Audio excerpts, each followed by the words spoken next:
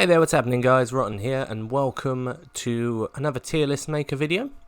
Today we're going to be doing something a little bit different. We're going to be ranking all of the Dark Souls 3 bosses. Dark Souls 3 being one of my favourite games of all time. It has a lot of really good boss battles. This actual tier list is to say which one is the strongest, but what we're going to do with it is go through which one is most fun. I think would be the better option for this. So, without further ado, let's get started. I've put these in kind of an order. There's more just below. But, you know, for purposes of making it on this little tier list thing, you'll see them as I start progressing through them. So, let's start off with Lidex Gundy. This is the first boss of the game that you encounter. It's a great tutorial boss, really. It shows you what you're going to be getting into with the game. He comes in literally like 10 minutes, 5 minutes in, depending how fast you are at getting to there. He has a couple of really good attacks. If you're like me, when the first time you're playing around, you just equip the black fire bombs and you just take him down a little bit in health, then just finish him off with the fire bombs. Because he does transform into some like vermin kind of thing in the middle for his second form. Overall, after playing it sorry, excuse me, a few times, it's not that bad, and to be fair, you can get through him in literally like a couple of minutes, so it's not really a very high tier boss. But in terms of the list and just how good he actually is to play against and how much fun he is to play against, I'm going to put him as a C. As I say, great start to the game. Gives you a chance to see what's going to be happening in it, and yeah, I'm happy with him to be a C ranked. Not the best, obviously, in S, but not the worst at D. Next one we have here is the Borel Valley boss. This is another one. He comes in just as you're about to finish the level. He's okay. It's not exactly the... I think it's Vort, actually. So Vort of the Borel Valley. It's a little bit small, so I can't see what the writing is. He has a lot of ice attacks. He likes to roll around and, you know, he can cause frostbite damage, which can really put a damper on your health if you take too much. Especially at that point during the game. It's not like a New Game Plus where you have a bit more health and you can kind of tank some of his attacks. Have to be a little bit more careful. It's a very good, like, way of just seeing what kind of status effects and things you can get in the game now, because at this point in time there was no frostbite from anything in any of the previous games. So, but at the same time, he's not particularly hard once you get behind him and just keep stabbing him in the butt. Really, that's your strategy. Get behind him, stab him in the butt. Avoid his ground attack where he makes it icy, because that can cause the frostbite effect. And overall, he just becomes a little bit. Second time, the more you play the game, the easier it becomes, but that could be the same with any of the bosses on here. He's got a nice character design. It's more like if you're trying to fight a wild animal more than a person. He doesn't stand up on his two legs that much, apart from if he's trying to do a top attack, which I believe he does. I haven't played in a while, so. But overall, he gets another C. It's not the best boss fight, not the worst. We got some terrible ones coming up soon, so. Next one coming up is the Curse Rotted Greatwood. This boss here gave me a little bit of issues because as a magic user, you'd be absolutely fine because you can kind of target his. The idea is that you're supposed to destroy the egg sacs on him until he does his butt stomp, and then you fall through the ground, and then you have an option to use your melee attacks. The melee, you can do melee attacks with him, but it's just more of a waiting it out kind of game. He's got to try and get his egg sacs in position where you can actually still attack them. But sometimes it can be a bit of a tedious boss fight. He does have some people that will help him in his first form where he's on top, and you know, when you're trying to play it out, you really don't care about them. But the good thing about that is that he can actually defeat his own enemies as well. So there's overall, it's not my. It's probably the boss fight. I kind of go, Alright, okay, here we go. And go from there. You know, first time around it might take you a few attempts just until you kind of get the pattern correct. Some people probably done it in one. You know, they're like the OG players who've... But, yeah. Again, this one... You gotta get probably a lot of C's in this, because out of all the boss fights, there's a lot of them which are okay, not great. But, you know, again, same for any game. I mean, if you ever do a Dark Souls 2 one, you're probably gonna get a lot of... Nah, it's alright. Some of them are just... there's so many in stuff like Dark Souls 2. I'll actually do a video ranking the actual games sometime soon as well, so you can look forward to that. If any of you are interested, please comment and rate, and I'll know that everyone wants to see it. Next one up is the Crystal Sage. This here is a good look into your first fight against someone who can use really good like projectile attacks, like the magics and stuff. He uses like soul spears and soul wave, I think it's called, where it's just a giant beam. I could be wrong on that. I haven't actually looked up what the actual attacks are called, so. But yeah, this one here, it's a very straightforward boss fight. Basically, he'll start off, you attack him, he teleports to another area, and then you just have to keep attacking while avoiding his projectile attacks. He also has a rapier, which is quite good, which he uses for if you get up close and personal. It's very RNG based, some of the what he uses and whatnot, so yeah. It's, again, I like this boss fight personally. It really it's different, because you know, you get a few enemies that have good projectile attacks, but this one kind of concentrates on the projectile attacks, which I really enjoyed about it. And yeah, I mean, overall I'll give this one a B. Again, it's not the best in the A and S category. It's kind of in the okay. It's not hard. I think I got past him the first time round, so.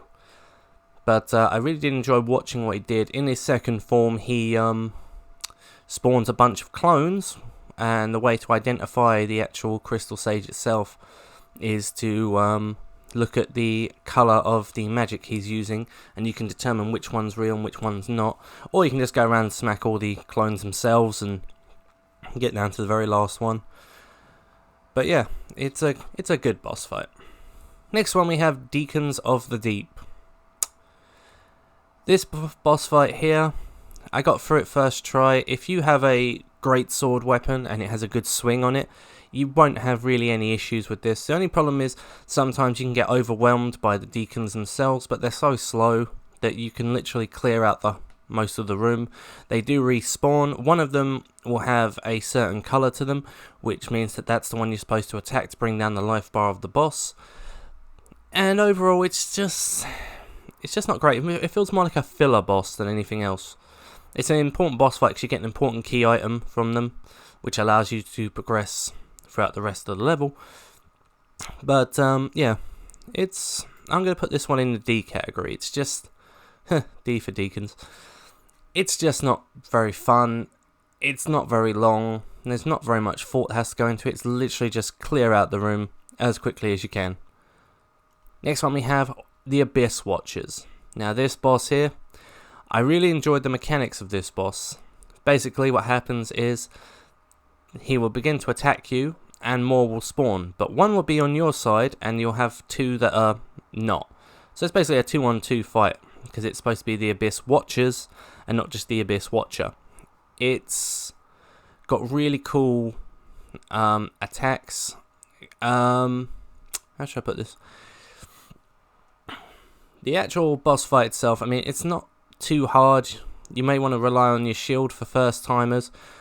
People who've played it a bunch of times can just rely on some dodging and, you know, just watching his attacks. They come in like sets of attacks. So again, RNG based on what they used, but this fight here was really, really fun. Depending how much you leveled up as well, obviously, it's the same with any of the bosses, will determine how quickly you can defeat them. His second form, where he kindles, is really, really good. The fire animation looks really good. His attack moveset's really good. He's got decent damage, so you may want to try and avoid as much as possible. But it's not an unfair boss fight, and it's, well, all the boss fights are fair, but it's not basing too much on, oh, what do I do? What do I do? And you know, you might die a couple of times, but then once you get it down, it's really, it's a good boss fight. So this one here, I'm going to give an A ranking to. I wouldn't say it's an S rank by any stretch of the imagination, but it's a cool little fight. High Lord Warner. This one here is, again, it's okay. He's got a couple of good attacks. He has almost like an insta-kill attack, depending on what your health's like and stuff, where he'll summon the darkness. The idea is he has some bracelets on his hands, which you have to destroy in order to defeat the boss. He uses some sword attacks and summons some enemies to try and attack you as well. It's not... I don't particularly enjoy this boss fight too much. It's okay. It's one of those, it feels like another filler kind of boss fight where you don't really have to think too much. It's more along the lines of try and get rid of the bracelets as quickly as possible. So you want to cause as much damage to them.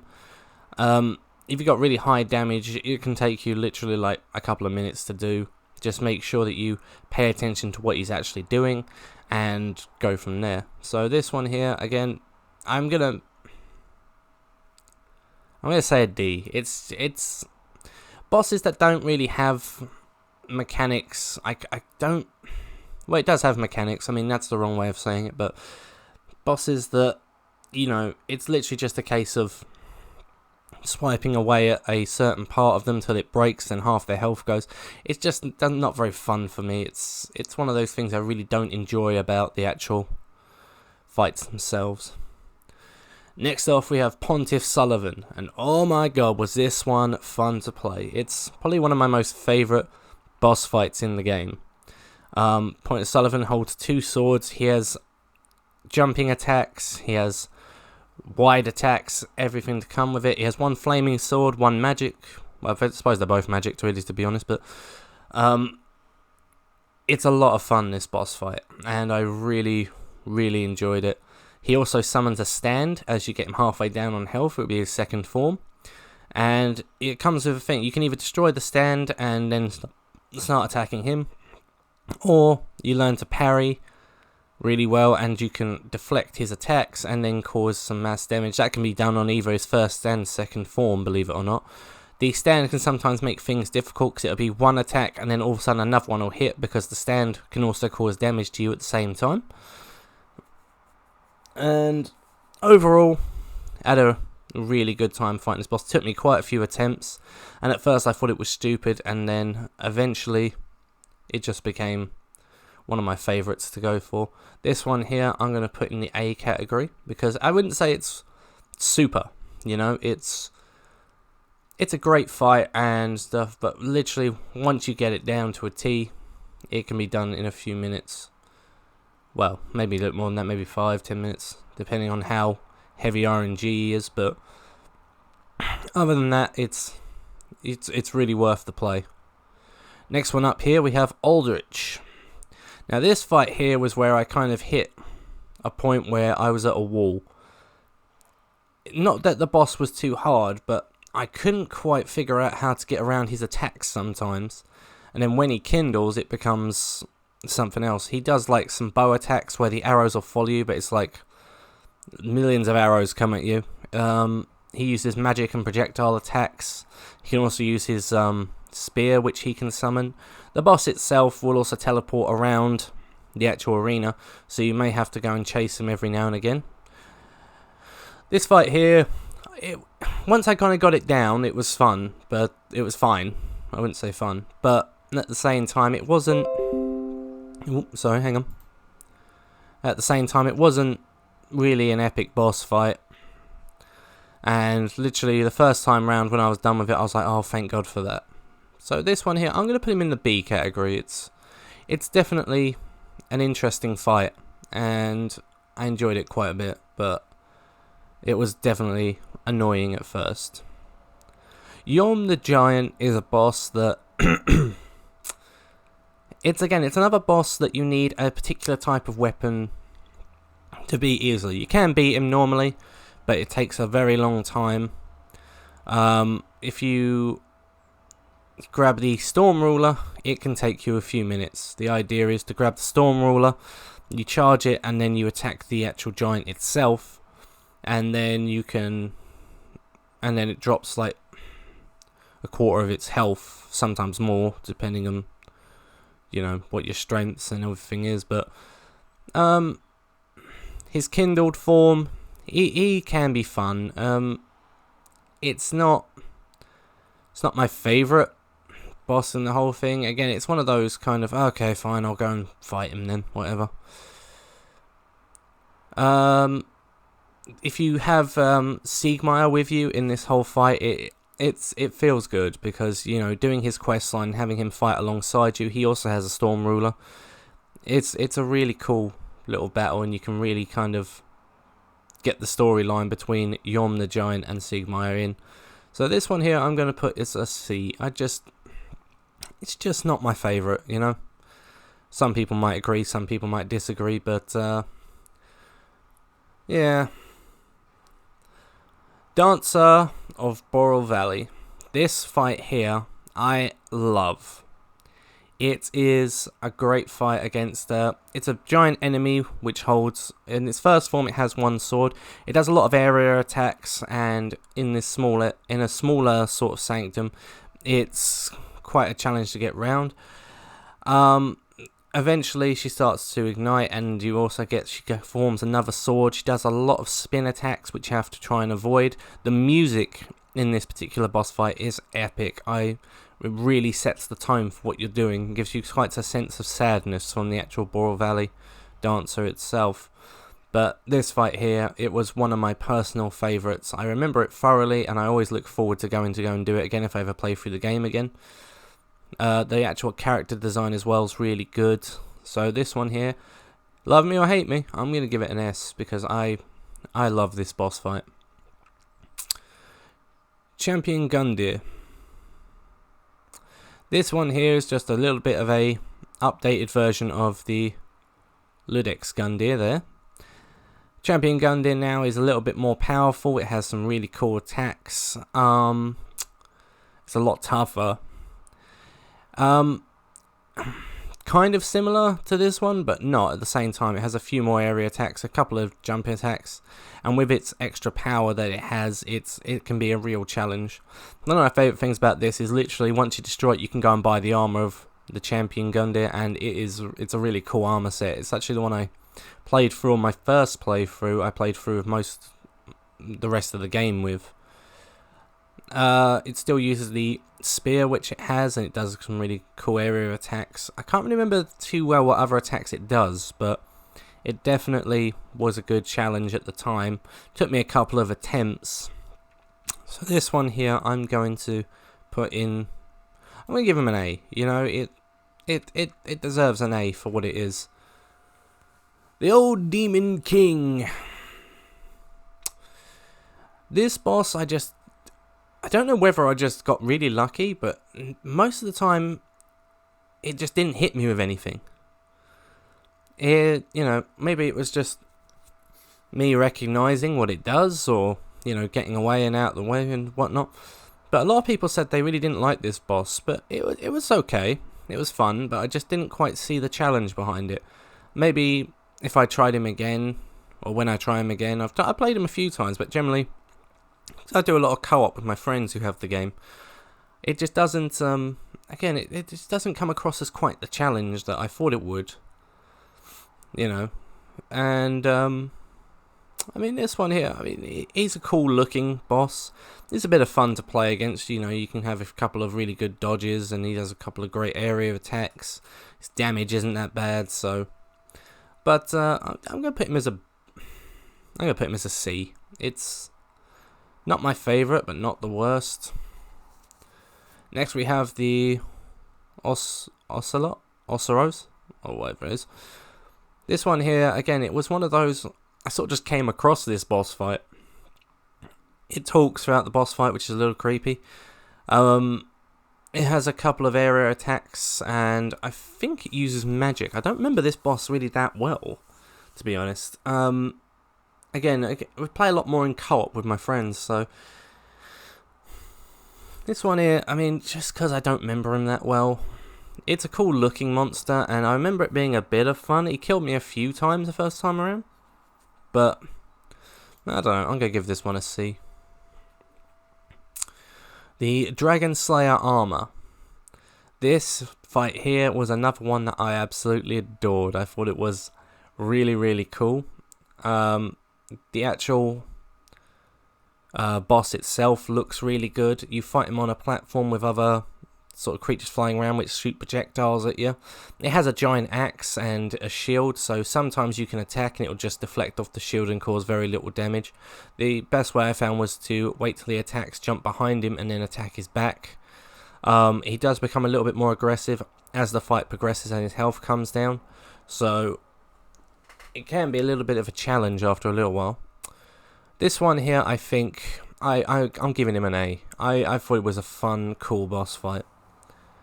Lothric and Lorien, another boss that I really, really enjoyed. The music for this fight is awesome. It has two forms, so you first start off fighting Lorien, who is being teleported around by his brother because apparently he can't use his legs. He has a couple of really good attacks, as well as, like, you know, a couple of like magic attacks where he'll slice down and it'll cause a shockwave kind of thing. Overall, Lorien wasn't a big challenge, and I thought, oh, okay, this ain't that bad. Then Lothric eventually joins his brother, and they kindle, and they become a magic and melee user. They still teleport around the map, and you can still attack. The thing is with that, though, if you hit behind him, he'll also hit Lothric. Lothric is the main one that you want to concentrate on in this. If you knock down Lorien with his health, then you can have opportunity to attack Lothric, but sometimes you can actually just get behind him and still cause a little bit of damage in between the actual knockdown. Generally you can knock him down about, depending on how good your strength or dexterity, depending on your build of course, you can probably get his health down halfway, 3/4 of the way before he climbs back on Lorien. Lorien does not regain his whole health, I don't think, though, so you can then knock him down, and the fight itself is just a lot of fun. There's a lot of things to watch out for. You need to be really on your game in terms of dodging, because if you take too much attacks on your shields and whatnot, it just, you know, you find that it's just you're gonna get hit really easily because you'll just stagger, and then they will capitalize on that because it's quite fast, believe it or not. This one here, I'm going to give a solid A to. I really enjoyed this fight, but I wouldn't say it's I wouldn't say it's like top tier kind of fights. Alright, let's move on to the Ancient Wyvern. The Ancient Wyvern itself is... it's not one of my favourites. Again, it's one of those kind of bosses where you have to run around this whole map, and then you can do a plunging attack to defeat the enemy in one. Overall, as it's blowing fire at you and you've got enemies swarming around you while you're trying to get to the actual destination, it's not too bad, but it's just not very fun at the same time. It feels more like an inconvenience than a boss fight, if you know what I mean. This one here, I'm just going to give a D to. It's not... I just don't like bosses you can do in one hit by just running around and dropping down. It just feels like, you know, as I say, an inconvenience more than having a good time, having a good boss fight against something which is fun. I mean, we'll get better dragon bosses in a little while, but yeah, there was great boss fights, you know, DS2, the Ancient Dragon, and, you know, what other ones you got? Oh, Black Dragon Calamite in the first one. They were great things, and before the DLC came out, you were like, is this really the only dragon fight I get? Next one up, we have the Nameless King. This boss here gave me so much trouble at first, it was unbelievable. I've beaten him now, but again, I can't say that I did it, because I did it in co-op with a friend, and we just sort of ganged up on him and won the battle. I really enjoyed this boss fight though. He plays really well. He uses lightning attacks as well as, like, he doesn't just melee, he can also use the lightning or the the miracle kind of thing. It's good fun, especially once you get him off the dragon which he rides, which is the King of the Storm. And overall, it's probably one of the most epic boss fights in the whole game. I'm going to give you an S, mate, because you're great. Soul of Cinder. This is a boss fight I was really looking forward to. It was, it's on the box art, and, you've heard about it from friends who've got there. He has two phases. The first phase it's a genius little boss fight because it actually includes all of the attacks from every single class in the game.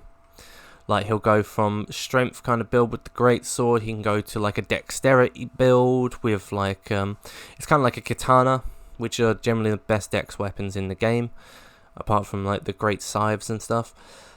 He can then go to a a magic class, where he'll start using all magic projectiles, as well as like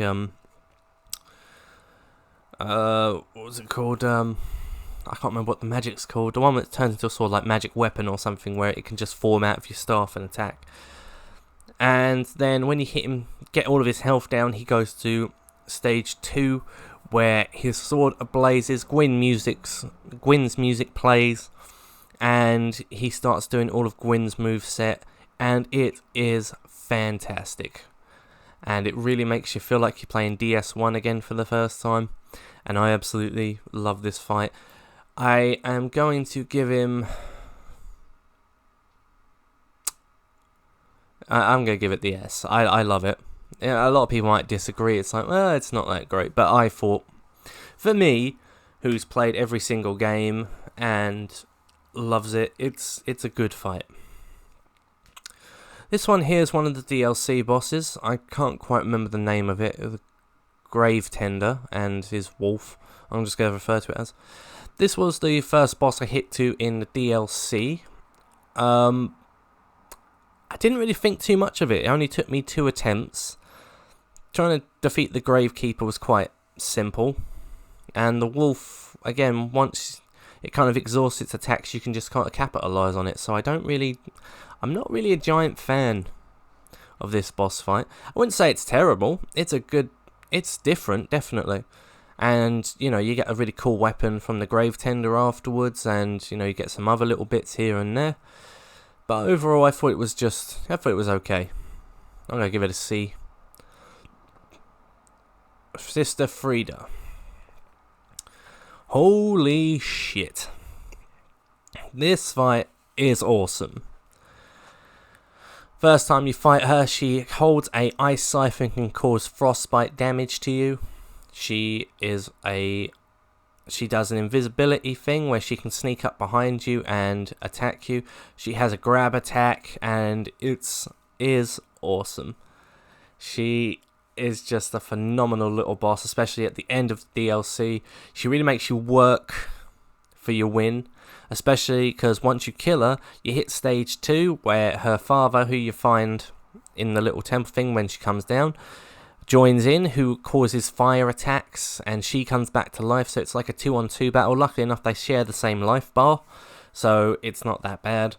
And yeah, he causes a lot of more area damage than anything else. Like, he drops lava everywhere, and while she's also on the attack as well, so you have to keep dodging and pick your timing accordingly.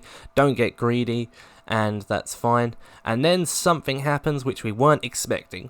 You get a stage 3, and stage 3 is unbelievable. She has now got like dark fire, like Calamite had in the first one, and she can cause area damage. She has great damage on just normal attacks itself. You have to really pick your timing, as I say, with not being too greedy with any of it, and just going straight for it. And overall, once you finish this fight, there is such a satisfied relief that it's over. This here deserves an S rank by far. I love it. Next we move on to the next DLC, the Ring City. This is the Demon Prince. First boss in the game. Basically, it's not... First stage of it is you have two demons. You have the Demon of Pain and Demon of Hatred, I think. And you kind of battle them both. You have to try and kill them as fast as possible, because if you defeat one and leave it for too long, I believe it can be regenerated by the other one, and then you just sort of continue fighting on. And then you defeat them both, and you get this huge sense of relief. And then all of a sudden, the Demon Prince comes out, who is a combination of the pair of them, and you have another fight with it, and it's a really cool boss fight. This feels like what the old Demon King should have been, if you know what I mean by that. And some people might disagree, and hey, you know, this is all my opinion, so, you know, don't take it as this is the definitive, no, that's not how this works. This is just me having a thought about one of my favourite games and just throwing it out there. But this one, I think, deserves an A. It's not unbelievable, but really good at the same time. Halflight. This is a boss I kind of got confused on, because I don't remember ever hearing about this one. And overall, it's... Yeah, it's definitely a different... It's a take on, I believe, in Demon Souls. There's a bit where you go to fight, I think it's a monk, and it summons in a person to fight. But I think if you're playing online, it will summon someone from the Covenant to come and fight for the actual boss fight itself, which is similar here. Overall, this was a bit... It was more annoying than anything else, this fight. It didn't feel like a proper sort of boss fight. The boss, I think, does get up in the middle of it and you can take him down. But you've also got all the NPCs and everything as well to fight against. Because I don't think anyone was online at the time when I first did it. And I just had to fight NPCs until I won the battle.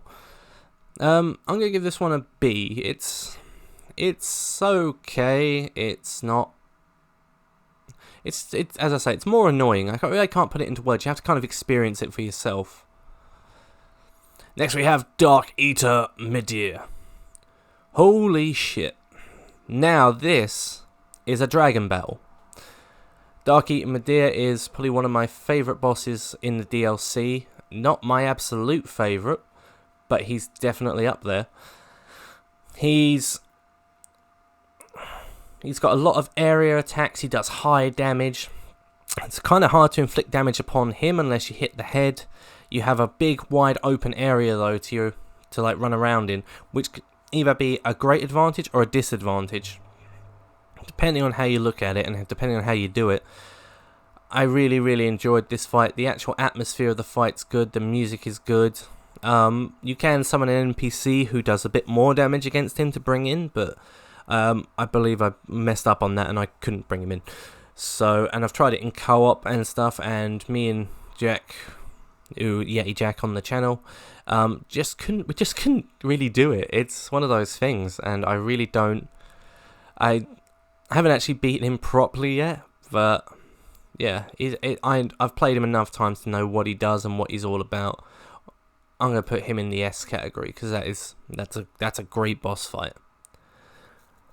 And now we reach Slave Nightingale, my favourite boss in the DLC. And you may be wondering why. And I'll tell you why. It is basically like fighting Artorias from the first game. If anybody's played DS1, you know who Artorias is. It's a great boss fight. It's in a giant open area. He moves and swings his sword like Artorias, who's based off of Guts from the Berserk manga. He has really cool attacks, and you have to really be on your toes when fighting him.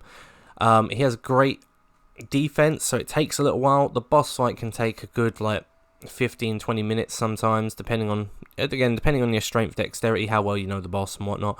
But it's a really, really cool fight and a great ending to the DLC. However, he does have a Form 2. And this is where it all starts getting real epic, when there's like lightning going off all over the place. He pulls out a crossbow, which he can shoot a number of arrows. His sword lights up, his cape becomes fiery, you know, and it's just one of the best things I've seen. And literally, fighting this boss, I fought him a couple of times, but there was a giant smile on my face as I'm fighting him, because I'm like, oh yeah, this is it, this is perfect, I like this. So this one here is definitely he's getting the highest. He's definitely up there, and he's the man. And that's it. That's all the bosses in DS3. Again, just remember, guys, this is all my personal opinion. So, you know, some people may disagree with how this has turned out. Some may agree. Some, you know, might think what else. You know, if you have any of your opinion on who should be up there and whatnot, please comment down below.